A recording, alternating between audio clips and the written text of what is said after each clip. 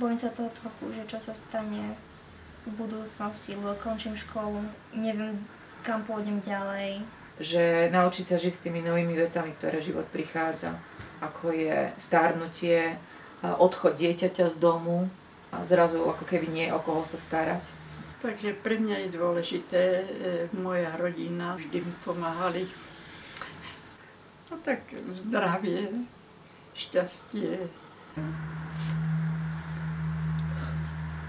Stačí. Ja keď Janku vidím, že má slzy, tak ako môžem rozprávať v kľude. A ty si plakala? Nie, som potom až plakala, ako si ty začala rozprávať, vieš moja. Ty si mňa rozplakala.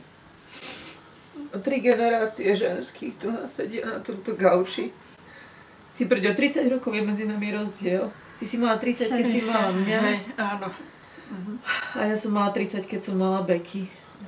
A všetci chceme to isté. A hlavne sa chceme baviť všetky tri. Chceme si užívať život.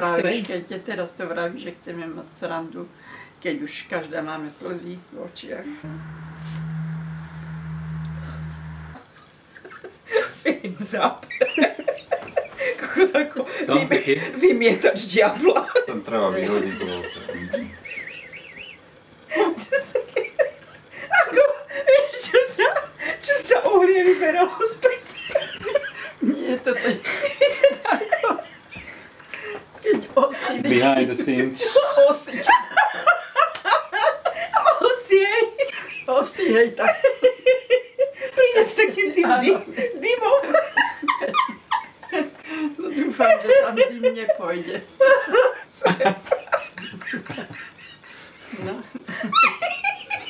Dobre si to povedala ináč, že na tie osy. No keď dajte... Ježiš, to je super. No nič, dobre.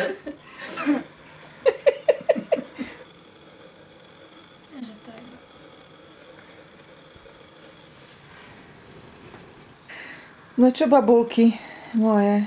Takže srandu, hej, chceme mať v živote. Srandu, užívať si život. A slniečka, veľa slnka. No, tak to si prišla dobre do Škótska.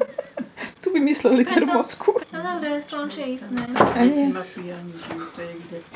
Skončili sme z toho sa začali. Sa poboskajte ešte. Mami, máš krásne ruky. Pravda, že je takéto polámané, ako mám ja.